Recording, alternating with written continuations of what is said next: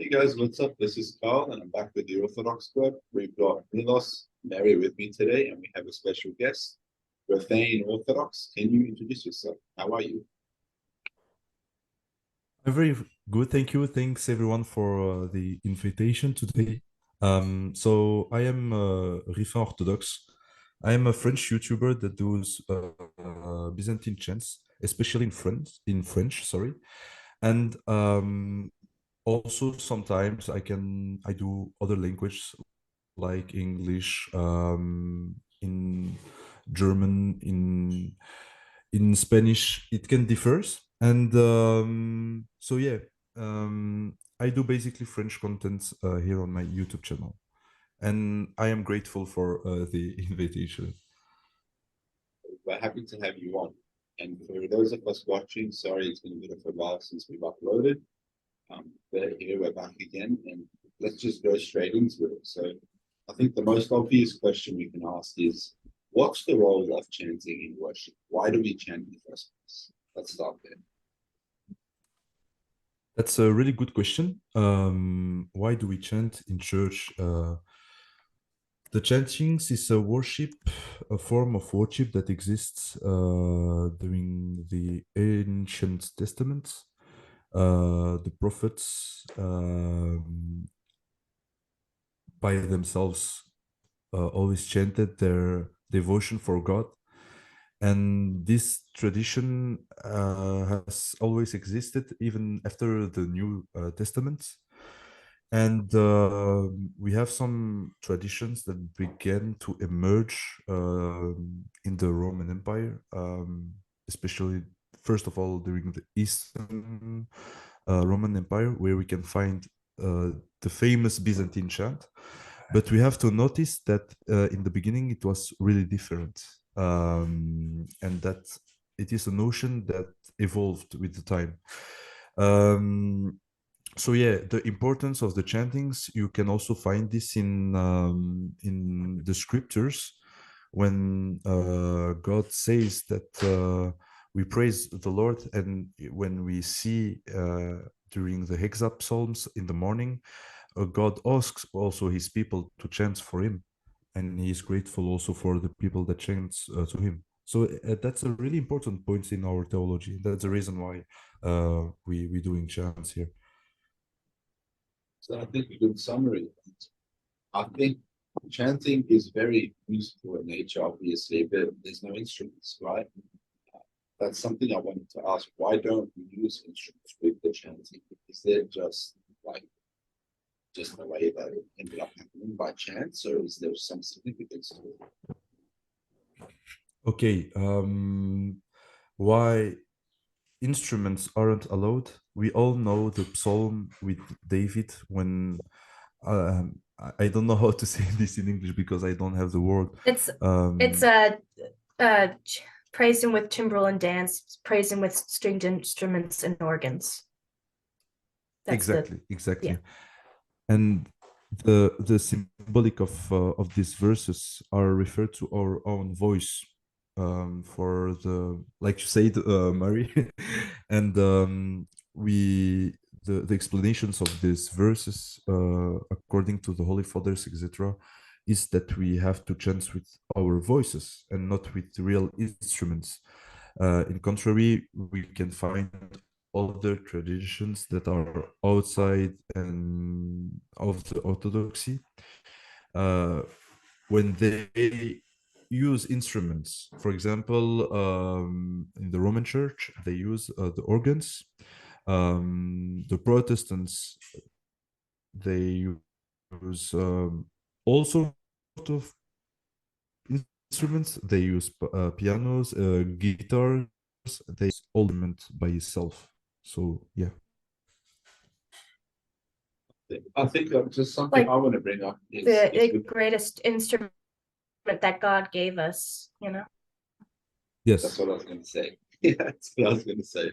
So this is for Mary. I don't want to take the spotlight, but Mary, can you? I know you have a background in chanting, and your husband does as well. Do you want to talk about, what got you into it, how you practice, what you do, what it's like? Yeah, so I I we weren't most of the time people just kind of are invited into the choir from what I've seen, including me. It's just someone I know I'm very close with is very dear to me. She noticed I was like when I was like only just 10 that I was singing along quietly with my little prayer book best I could, and she was like, "Hey, if you want to, you can come right up to the cantus chant, the chanter stand, sorry, and join us." And I was like, I froze up, I got a little nervous, but I eventually uh got up the courage to stand up there, and I've been there ever since. And yeah, lots of people it's like, hey, you can sing, you can come. If you can't sing, you can also come. You're not required to you're not even required exactly to have a good voice. I know lots of people who have joined the choir who at first like weren't very good, to be honest, but over time got better and better, and they learned a lot just by standing there and observing and singing along with us. And what helped is like over time, my hometown parish and my current parish here, where I currently live, we have choir practice like every week, or at least we try to. And we start to practice the tones, like the 8 tones together. We and the specific chants for like certain saints together. And we'll even a lot of my friends, especially in my hometown, would get together to do chants just like in prayers, like the akathist hymns, every other week as well. And it was also good practice growing up. So yeah. Something that I noticed, And we could also learn a history too. Sorry, we could also learn the history of from the readers. Especially my father-in-law, who's a reader in the church. He had me sit down with him, and he explained the history behind a lot of the common chants for like an hour or two with me. It was very good. But yeah, sorry.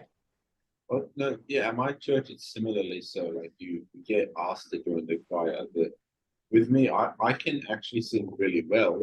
But when I tried to join the choir and chant, I couldn't. Like it was completely different. I can't chant very well, even Oh, though I can sing. If that makes sense. So it's its own kind of kettle of fish because even if you can sing, you just have to be familiar with the fact that the scale or the structure of the music is completely different. And you don't have instruments backing you up. You've got to sing in time with other people.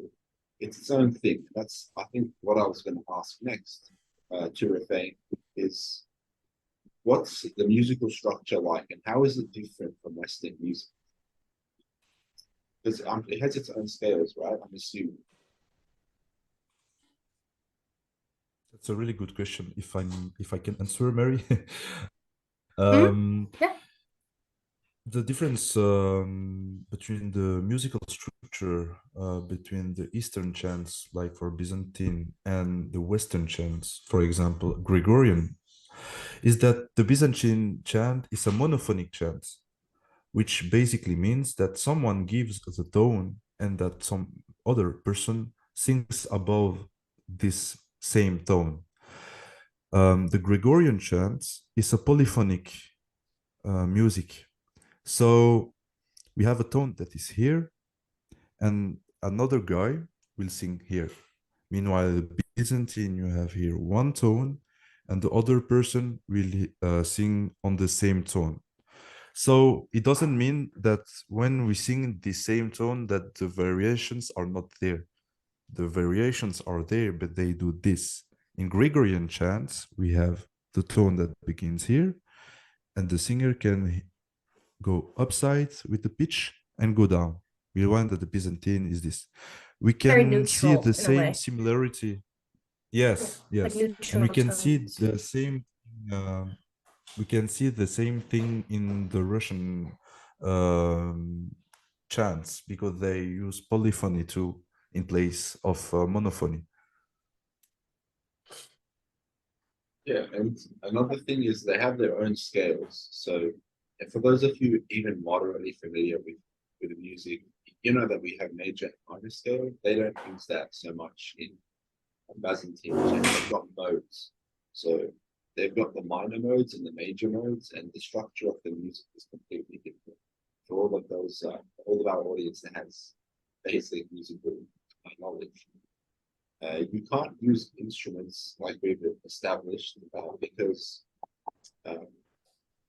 it just isn't how it's structured to be. And like he said, the whole point of the music is for the voices to kind of overlay over each other and hence create its own music that way.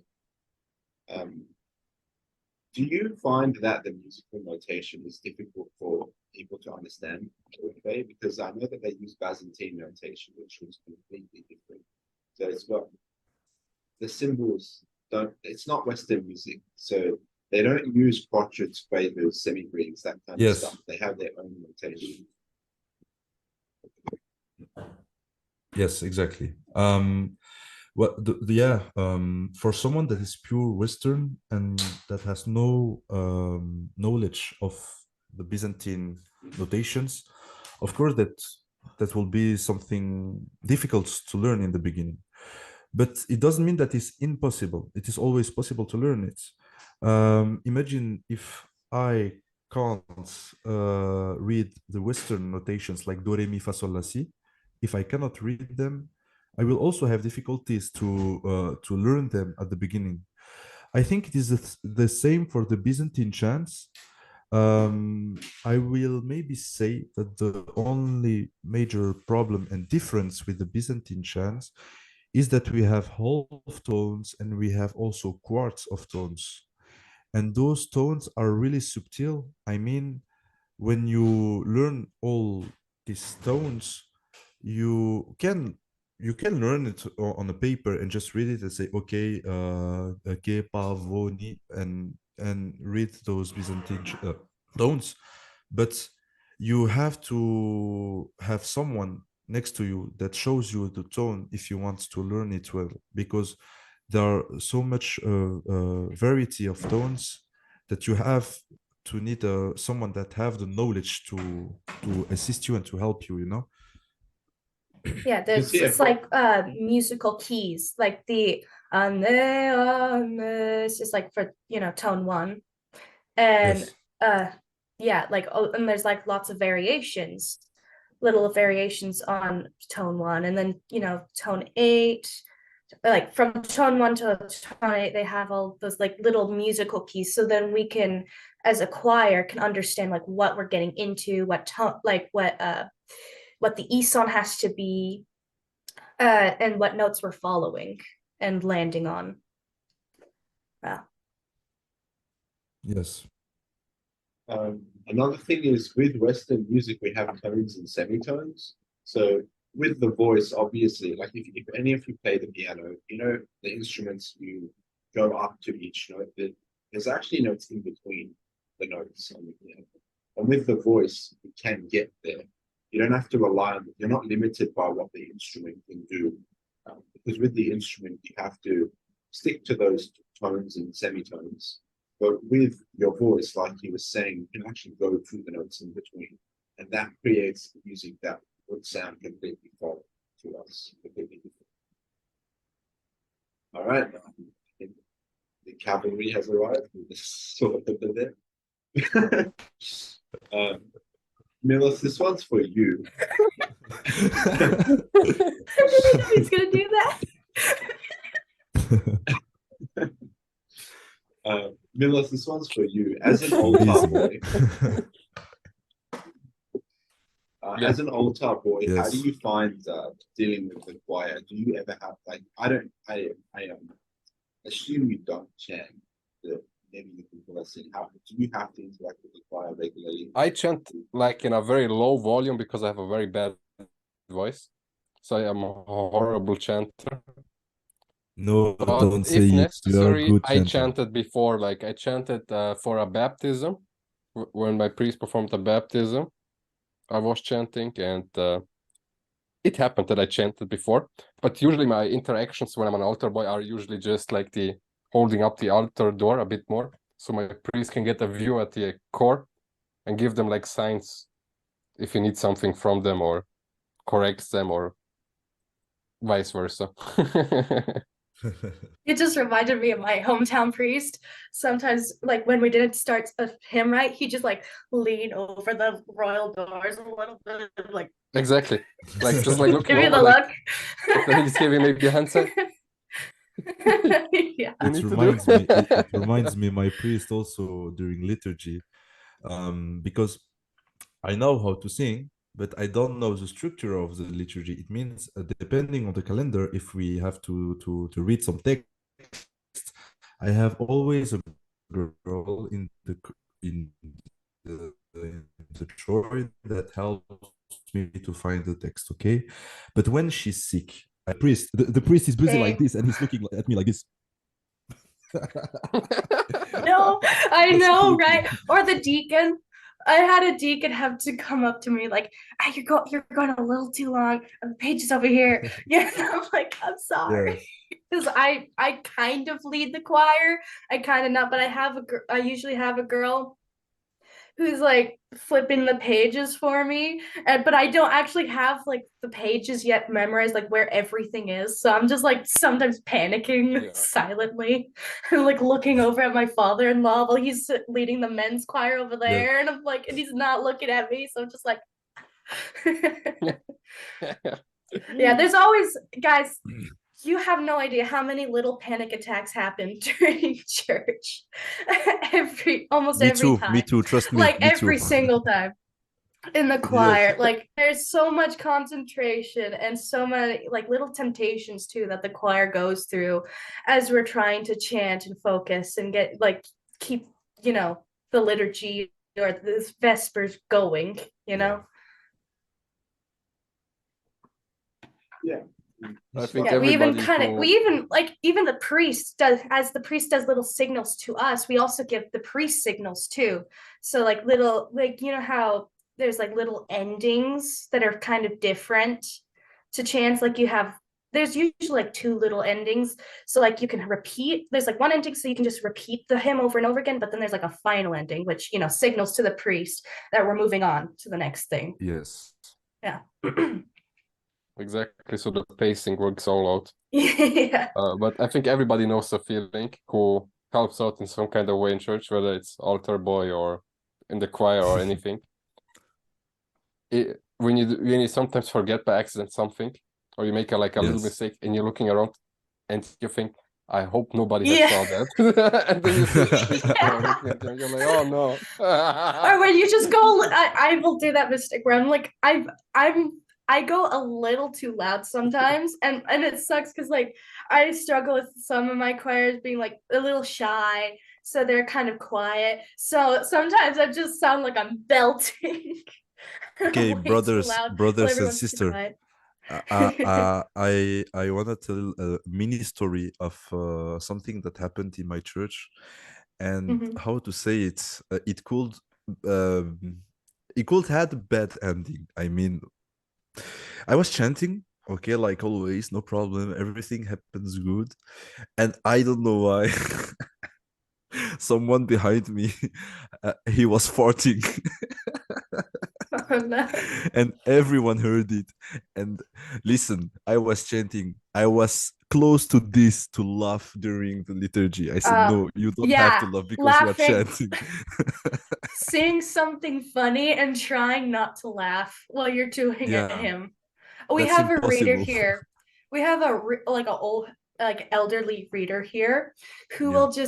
will like play little pranks on us to try to make us smile or laugh. So he'll take out his teeth, his false teeth out a little bit and just stare at you with them while holding them Oh while no. chanting, I will especially to my honestly, husband. I am too childish in my head. I would laugh, to be honest. Anyway, sorry, Carl. Were you trying to ask a question? My next question was just going to be about variation in different regions, like Antioch, Greece. They all chant, of course, in the Slavic. There's lots of Slavic churches. All the churches chant. How do they differ? Like, how is Slavonic chant different from Byzantine chant? And even in Byzantine chant, how is like Antioch going to chant differently from, say, the Greek patriarch? That's a really good question, Carl. The main difference between the Byzantine tradition, I will first begin with the Byzantine chants, the difference between all Byzantine countries that use the Byzantine chants, and after I will talk about other traditions that has nothing to do with Byzantine chants. First of all, we have to notice that we have Slavic Byzantines like Serbians, maybe Bulgarians, and if I don't forget, no, I think they're the only Slavics that do Byzantine chants. And we have the Arabic one that do also Byzantine chants. We found them especially in Syria or in Lebanon. In Alexandria, they use also Byzantine chants, but they are less popular because we don't talk a lot about Alexandria, but they have also the Byzantine chants. And the main difference between all these traditions is that the epicenter, the center of the Byzantine chants is a Greek speakers, because this is the source of the Byzantine chants, okay? When we look, for example, close to the Arabic chants, it is Byzantine. I mean, their notes are good, they respect everything, but they have something more than the classical Byzantine chants. That thing more is just this oriental thing that you can hear on your ear. We all know that Byzantine chant, basically, I mean the Greek one, is already really oriental when you hear it. The Arabic Byzantine chant is more oriental. Meanwhile, if you go to the Serbians, it is also oriental when you hear it, but less than the Greeks, you see. Serbians are, for example, really popular to do Byzantine chants, but some of their tones looks like Slavonic chants, you see. Of course, not We every have our own Serbian. style. You see, exactly. Serbians have their own styles, and Greeks have their own styles, and Arabics too. But they all join at the same point. It means they have all the same tones. I am talking by experience because one time I was chanting in Greek in my church, and a friend of mine began to chant in Arabic. It was during the Evogitaria of the Resurrection, and I did one verse in French and he did one verse in Arabic, and we were switching like this, and everything happens very good because we had the same tone and the same notations in front of us. Just the style is really different, and it matched really good. Yeah, and to note the back and forth kind of chanting, especially like, you know, if you have two choirs on other sides of the church, that's called antiphonal chant. So like, you know, one choir starts singing and then the other one, and then goes back and forth. Why we do that is because of from what my father-in-law's told me, it's that the angels in heaven do it. They sing and they chant antiphonally back and forth up in heaven. That's true. Also, something really interesting with the Byzantine chant, when you listen closely, you have always one person that does the ison. The ison, it means that someone will give one tone. It's still, sorry, I will repeat this one. The ison is a tone that stays like this, okay? Sometimes it can change and sometimes it can go higher. And the signification of this is the omnipresence of God in the chant. That's the symbolic and the signification of the ison. Of course, you can also do Byzantine chants without any ison, but when the person does the ison, for example, it's also represents that God is always here, you see. So yeah. Something that I always hear in my church, let's sing these songs. This one is a drum, like you said.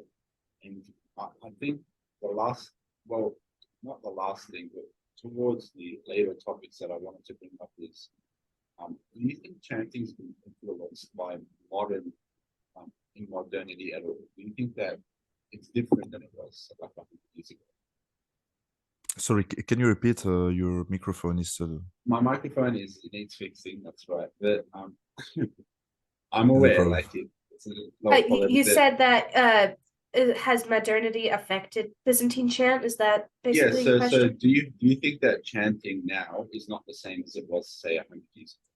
Or that it's stayed? What do you So, okay, that's a really good question. To be honest, I think that Mary knows this answer better than me because I don't know if the chantings that we do today are exactly point for point the same as the chants during the year 800 after Jesus Christ. Okay. But what I can say is that according to the old records that we have of the Byzantine chants, we have a well-known singer. His name is Stanitsas. He was really known during the 20th century. He did a lot of Byzantine chants, and he's how to say this? He's a pillar of the Byzantine chants. I mean, a lot of students, a lot of people learn from him. Okay, and when we listen to his chants, how he sang, it is exactly like today. Okay, because basically people learns a lot of him, but it doesn't mean that before it never existed. The tones were exactly the same. I think that everyone chanted the same contents. I think that the tones were respected, but I will not say that the tones were exactly the same. I think that maybe in the past they sing a little bit different, but it is really close to here, you see, because I believe that will be really similar. Uh, Please don't forget that we have also old scriptures of the Byzantine heritage. And when we compare them to the tones that we have today, they are still similar and they have the same notes. So, yeah. Yeah, a lot of the so from what I know, the Byzantine music and hymnography is influenced heavily by what the Jews used before Christ. And in fact, Byzantine notation was heavily inspired and based off of like the hand movements that the Jews actually used to like signal to their choirs. It was like a bunch of hand signals, which was later developed into notation because they didn't have notation back in those days, really. And and from what my father-in-law has told me, I don't know if I'm remembering correctly. I think I am though. It was like originally like four, like the first four like plagal tones, and and we developed more and more as like we started writing more hymns for the church as the church started to build up over the centuries. And yeah, so we have lots of hymns that were written and developed over the centuries as well. So like and a lot of them aren't written by human hands. They like Holy God, Holy Mighty, Holy Immortal came from heaven. It was like there was like a little boy who was taken up to heaven, then brought back down, and he started singing that after like a big earthquake. And we also, but yeah, a lot of it is still pretty much the same. Yeah, it's definitely developed a lot, but in a good way. Like it isn't like drastic changes at all, really, from what I know. And yeah, so like I could take some old hymns from I don't know if the 4th century, 5th century, and I would probably recognize them almost immediately. We even still have like a lot of like the original hymn. So the original hymn of the to the Theotokos, it is truly meet to call it the blessed. It was written by an angel in the stone, and we still have that original tablet. We still have the original like tone that it was written in and sung in, and we still sing it today. My husband will sing it every like Monday morning liturgy, that original to him. I think think every Monday morning. But yeah. Something I will bring up is that Gregorian chant was actually invented before there was a schism. I think it was 9th century, 10th century. So interestingly enough, it's technically part of church tradition. It's not to say that anything that comes after the schism has no value of any sort whatsoever. But to actually be incorporated into our Orthodox tradition, into the faith, would have had to happen inside the church. And with Gregorian chant, that's exactly what happened. It's a lesser known fact is that Gregorian chant came into existence before there was any schism between the East and the West. And aside from that kind of interesting tidbit there, I think another thing I wanted to segue into is, do you find that there's a challenge with getting people that aren't musically inclined at all to understand how chanting works, or is it pretty straightforward? Because I've seen people that are teenagers, they're in school, they join the choir and they seem to get the hang of it like that. Then I see some other person, myself, for example, I try to chant, I don't get it. How difficult would you say it is, and what is some of the challenges that come with trying to chant?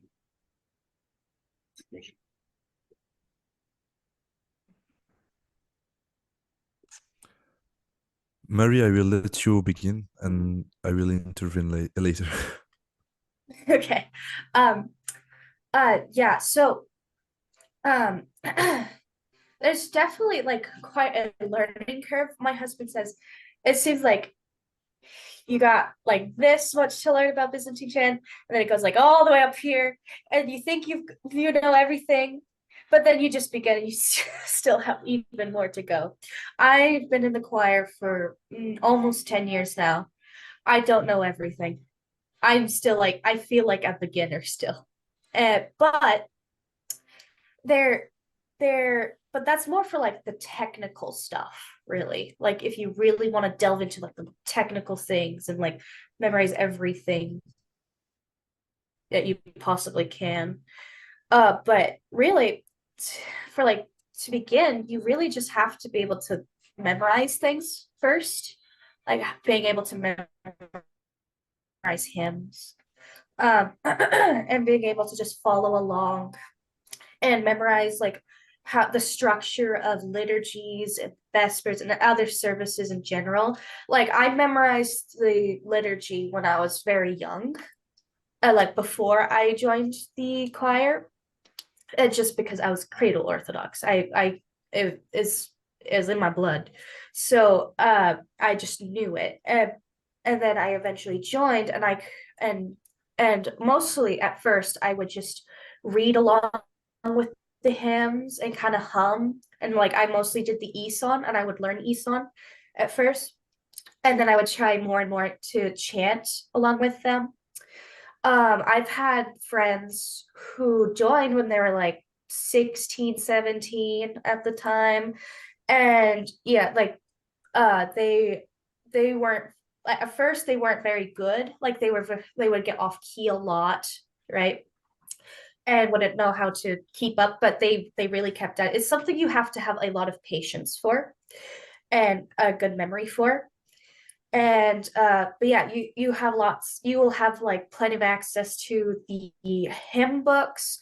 If your choir does choir practices, that's really good. That's another great way to learn even faster. Let's see. And yeah, just it's just gotta know that a lot of these hymns are repeated over and over and over again. Like Divine Liturgy is just like the same hymns. You hear them over and over again. You will learn them pretty quickly, and then soon enough you'll learn the variations of those Yes. hymns, right, with the tones. But yeah, do you have anything to add Yeah, to that? I just want to add something. You have totally true. I'm agree with you. Also, it is accessible for everyone. I mean, everyone can learn it at home. People that are good at listening and to memorize, like said Mary, you can just put your headphones, put your Byzantine chant, your favorite Byzantine chant. It can be the Psalm 135. It can also be the Psalm 119. No matter what psalm you want to listen, and you just have to understand the logic of the Byzantine psalmody. Okay, like in every style of chant, there is a logic, a manner of chanting. When you understood this, I think you can easily chant chanting Byzantine in your church. I will not say in 1 week, of course. Obviously, you will need maybe some months or maybe a year long to be a good beginner, but it's not impossible. And also, I know that a lot of people at the church are a little bit shy to chant, but trust me, people, if you broke that glass in the beginning, after you will not be shy anymore, because when you begin to chant and when you assume this position of chanting, you will not be aware about people behind you. You will not even notice that they are behind you because you will be concentrated with the text. And the only person that you will maybe see, it will be the priest in front of you that that will go with the incense, and that's it. Or maybe the person that are next to you that sings also with you. But it is really a good thing to practice at home and to slowly also learn the Byzantine notes. I know that on YouTube or on internet you can find really interesting lessons or tutorials for Byzantine chants, but you will have more a quality maybe. Yeah, I think that's it. You will be you will have a better quality of learning when you have someone that knows Byzantine that is next to you to stay with you, to listen if you do it well, and he will notice you if you did something wrong so you can fix it. Yeah, but my choir at home, when we had people like still like fresh beginners, we would like silently just go like up and down for like the notes, just going like that reminds me. That. I know going... it. That reminds me because in the beginning, my godfather trained me, and when he said change your tone, he did like this. Yeah, yeah, and but also there's like hand signals that the leader of the choir will sometimes do for like some choirs, where we're like doing this to keep like a beat, and we'll just kind of like go this and just start like one choir director I had for years at my hometown, she would do that and you would go like this to like signal like going quiet, or like that we need to like yeah, no, I will do this to tell everyone to shush. Exactly. Yeah, or sometimes like I'll be like going like this and someone's still going like trying to But chant for along real, with the men's choir, and then I just Mary, start going for like real, this. that's really funny because it looks. I will do this joke, sorry, but it reminds me of Naruto, with all these signs. Yeah, but really, why I bring the hand signals is it is helpful too for like beginners. You'll start to notice them and you'll start to like be able to follow along and learn what they mean, and so you won't be just completely lost on when you're supposed to be quiet, when you're supposed to begin, what the beat is, like what rhythm you should be going on. So yeah, there's you'll receive a lot of help from your Yes, choir. You're not going to of be course. completely alone on it. It's like really ask the reader, ask the choir director, see if there's choir practices. Really, that like people are more than willing to help you out and go on a few tangents about chanting with you. That's true. That's true. Yeah. Speaking of tangents, can you recommend some good books with hymns in them? So I'm sure you're showing the book before we started the episode. Oh yeah. Yes. This is way more technical and very heavy. But I have this book by this is really my husband's, but it's by John Michael Boyer. It's called the Received Tradition Byzantine Chant, a lesson book. And it has like, it's very technical, it goes like really deep into detail about like Byzantine chant. Yeah, it's really really in depth. So if you really want to get into the meat of things, you can get that. Oh gosh, you could also just grab the chanter's book at your parish. You can ask for a copy if you want, like just borrow it for like the week, and you can try chanting along with those, because those are the hymns that your parish uses. So you should be learning right from their books too. That's mostly where I learned, just taking those books and chanting along with that. So that's mostly what I recommend. Right here. I recommend two things. First of all, I will not repeat what Mary just said. That's a really good advice that she gave.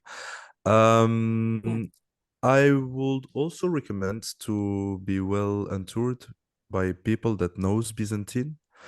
The fact that you train with people and that you repeat with those same people, you can learn some things more, even more if even more with those people that knows Byzantine chants. Because like Mary said before, there is a lot of variations, and those variations you have to know this if you want to do Byzantine. And it's only by your ear that you can hear it. It's not via the tones or with the notations. I will maybe add a third one, and that's yeah, that's a special one. What I do sometimes when I'm alone at home or when I'm walking on the street, okay, maybe not with people around me because they will look strangely at me, but I like to chant alone. For example, I'm chanting and all the day long I'm doing Exomologistetum Kyrioti agathos alleluia. And so just the fact that you sing like this slowly and quietly, you are entertaining your brain to Byzantine, you see, because it's a whole art, you know. And so yeah, that's Yeah, you could that's also, yeah, you can also with like, just your morning or evening prayers. Like when you come to like the Lord of Mercies in your like prayer book, instead of just straight chanting, which is, Lord of mercy, Lord of mercy, Lord of mercy, Lord of mercy, Lord of mercy, like that. That's straight chant. You could try actually chanting it the way your choir does it. So yes. it's a way to practice. And you could also, and also like doing the little hymn to the Theotokos instead of straight chanting that or just saying it, you can try singing it the way your choir does it, and so on. Yes, that's true. So what's a regular practice day look like when you're practicing? What is it like? I wake up, I want to practice Byzantine. What is a regular practice day look like for you?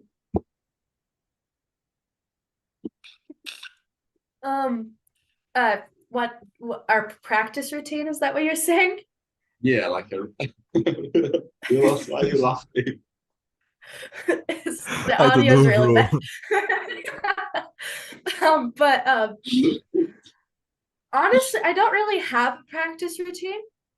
But I should. But I mostly will just chant whatever comes to mind. Something that Yolanda said that came through my town a while back said to me was a quote from Saint Paisios.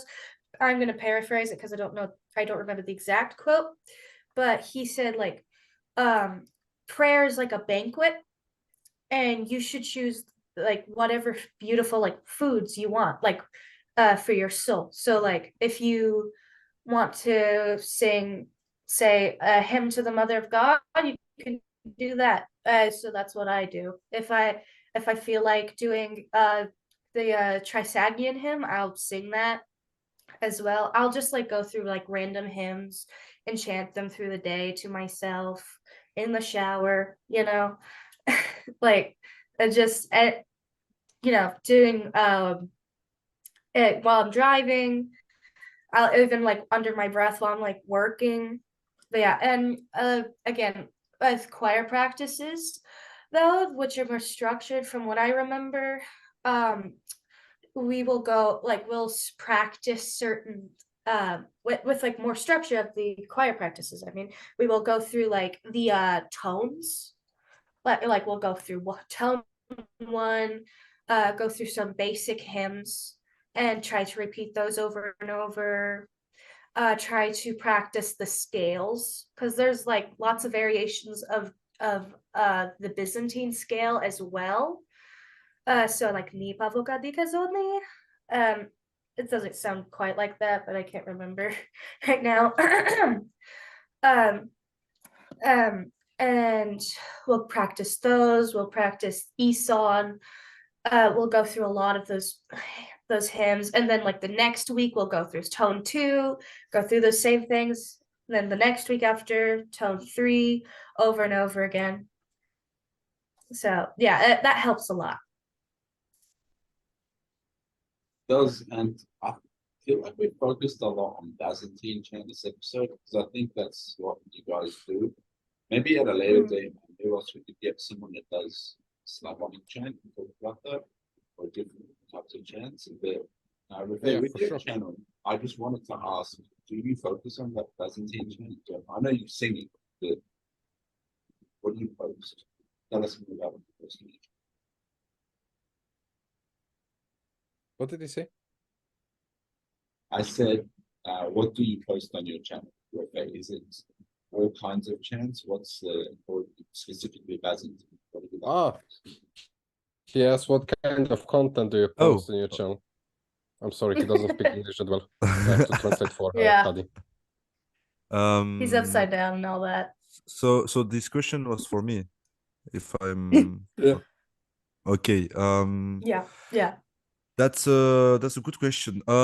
Basically on my channel, this last time I'm more focusing for Byzantine chants, and that's most of my content that I do in my YouTube channel are French Byzantine chants. Sometimes I do also Slavonic chants, because fun fact, in my church I don't sing in Byzantine, I sing in the Slavonic uh, chants. So I have knowledge in both sides.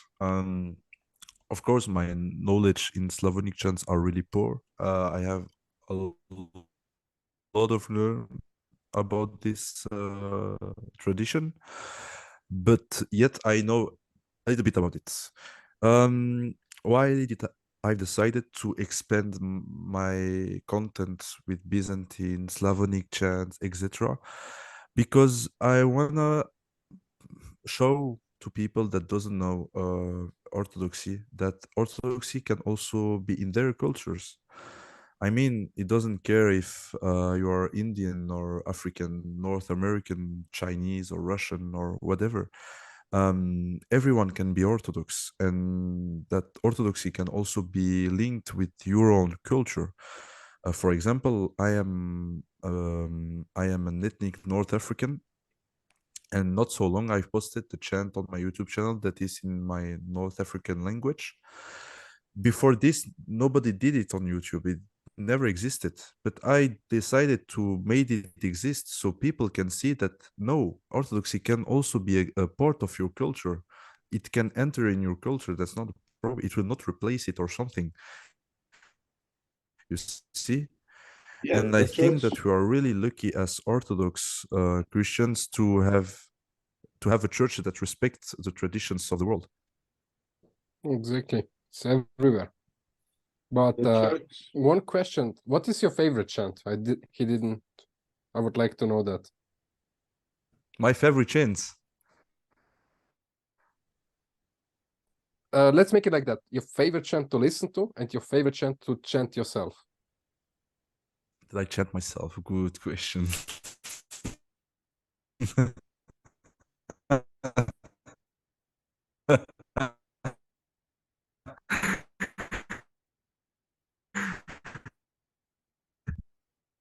That's a good question.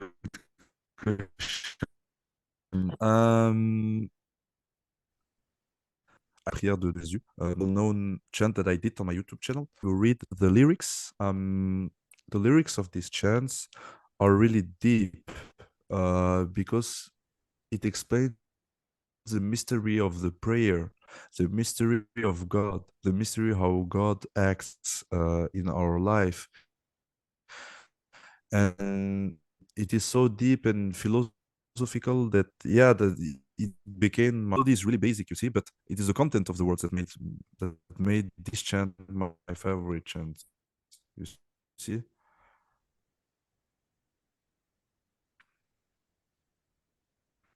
My favorite Nice. chant is probably the like to listen to is this one it's the Arabic version. It sounds very, very beautiful. And then my favorite to chant myself, what's it called? I think it's gosh, I have so many favorites. I love the hymn to the Theotokos. Like the one that you hear the most across YouTube is just like um it is truly right to I forget. I think also the hymn receive me today during when we're receiving the Eucharist. I also love that one as well. Oh, wait. Do you know the chant on it's not a chant, but it is a video of a bishop that goes in the catacomb of Rome who chants in Byzantine. Do you know this? I think think I've seen this that. I think you sent this that. He will do that. I want him to be surprised if he tried something like that again, honestly. yeah, sorry. He will just appear with his sword. He loves that sword. Yeah, he spawned It with looked a pretty sword. cool. It was crazy. Yes. We actually used it to cut our wedding cake. Oh, I remember that picture. Is my microphone Yeah. better now? Oh yes, Way so better. much better. Way Yeah. better, Did you take bro. it That is out of the way, way water? better. No, I just plugged in my proper mic. Sorry. I thought it Yeah, was the so other one you're was let me real use the bad. bad mic for today. Good idea. Keep it like this. It's perfect. All right. Yeah. Turn on my video. All right, cool. Let's continue in 3, 2, 1. 3, 2, 1. Let's go. So I wanted to. What we were talking about again? What's your favorite Favorite chant? chance. Yeah. Oh yeah, okay. Yes. 3, 2, 1. Okay, so Milos, what's your favorite chant? And then I'll say mine. Mine is, I would say, the one what my choir sings when we go up for communion. It's I don't know the right English name for that chant, but in Serbian it's Tijelo Hristo.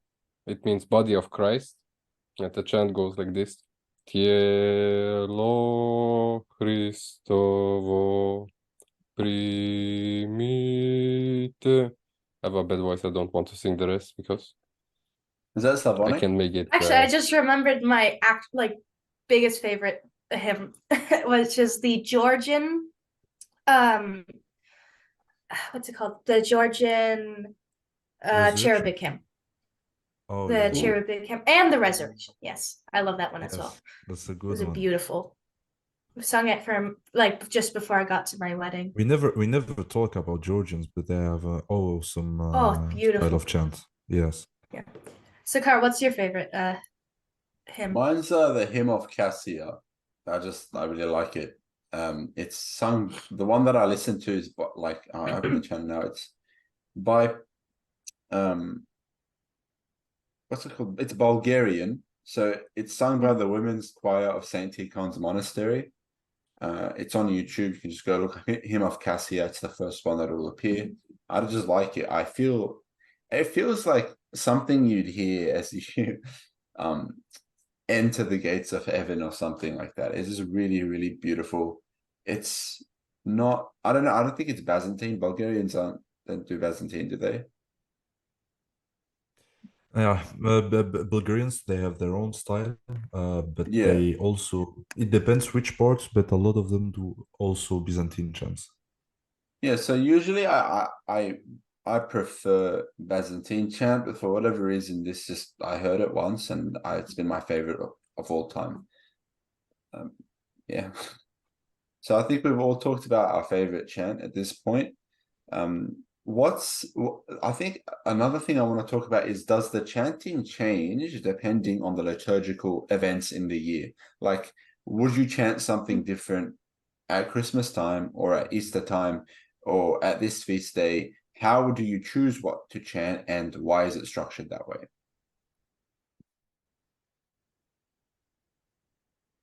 All depend on the calendar. So when we are doing the Easter period, I know that structure will change before Pentecost, if I'm not miss. After I think that's right. Yeah. Yeah, I think after Pentecost, then the liturgy will come back to a normal rhythm. Yeah, and then we Yeah. also have at the church on the church New Year, we have at the I think it resets to tone 1 for like the weeks following as well. Oh yeah. Yeah, also Yeah. the tones change. Depends which saints we celebrate also. Yeah. It depends Mhm. also which saints, yeah. I know it because when we have Saint John Chrysostom's Day, then we have to sing in a particular tone. When we have Saint Nicholas, then we have to chant in another tone. So yeah, it's really specific. Yeah. Okay. Well, I mean, that's pretty much all the questions that I wanted to ask you. Do you have anything that you want to add in yourself that I might have missed? Or any of you other two guys want to bring up?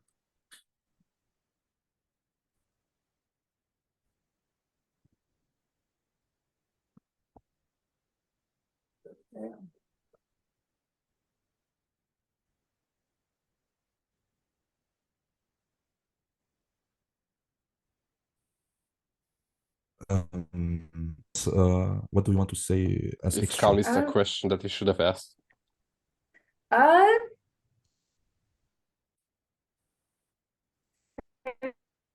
anything extra? Um, I don't know. Really, like for the lay people, they're not just meant to be pretty. They have so much rich like theology and praising of God. If you really pay attention to the words more, I as a cradle Orthodox, I didn't quite focus on the words very much when I was younger. But when I got older and started to really like take learning Byzantine chant more seriously and learning and memorizing the liturgy, I started to like learn a lot more about our theology um and the proper worship of God. And you can see just such richness and depth in all of the hymns. If you really, really pay attention, it's in liturgy. And there's like so many little that you could miss. And there's still things I'm just like, whoa, about with like the divine liturgy. Like I was talking with my friend the other day about how it just feels like with like, the psalm, praise the Lord, like it's like the whole everything, we're like calling the whole world to glorify God, just and then like, and as we're like calling for like praise him sun and moon, praise him all you stars and light, praise him all you hosts, all you angels, all like everything. They were calling all of the world, even the stars, to worship and glorify God. And then right when it ends, then we have the Eucharist. And that was just like such a beautiful comment. I didn't quite realize how that's such a beautiful combination of just the glory of God, and then we just see the entrance of like of the Eucharist, and we're served God.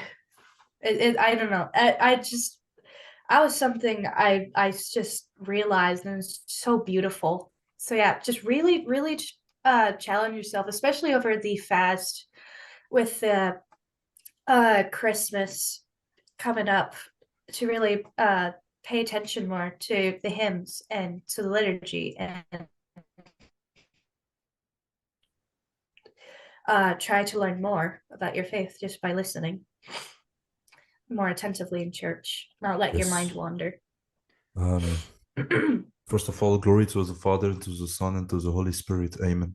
I want to first of all thank you for inviting me here. What I wish to say is that everyone is able to do something in the church, not especially only chanting. You can serve also in the church, or you can help by cleaning, for example, the church. People don't think about that, but doing simple things can really help your priest.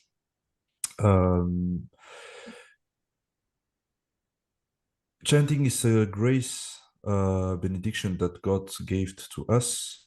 It helped me to struggle against anxiety, especially for me, because it is only Stage during fright, chanting. especially.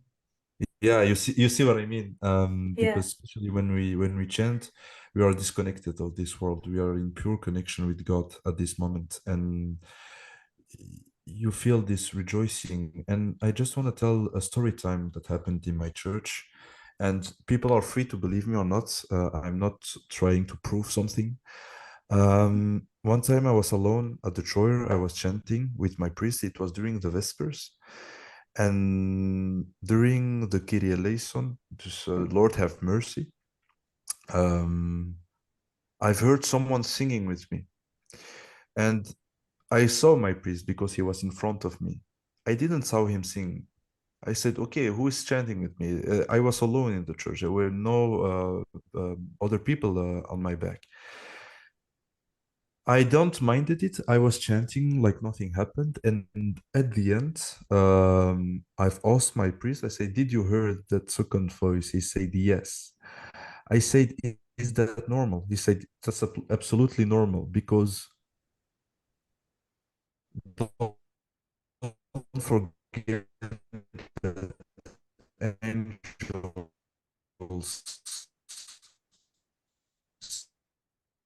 sings with us.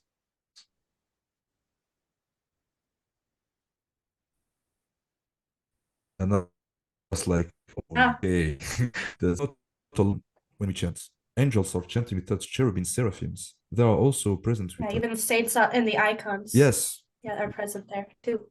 We see this also in the icons. Angels are there, but never forget Christ himself is also here during the liturgy. Yeah, I think that was very well said. Thank you for coming on the show. We'd love to have you again. And I think we've gone over a topic that we've been putting on the sideline for a while now. I love your channel. We love your content. I think that's Carl, Milos, Mary from the Orthodox squad signing up. Thank you, Rafay, for joining us. We're going to link his channel down below. Make sure to like and subscribe, and we'll see you guys next time. Exo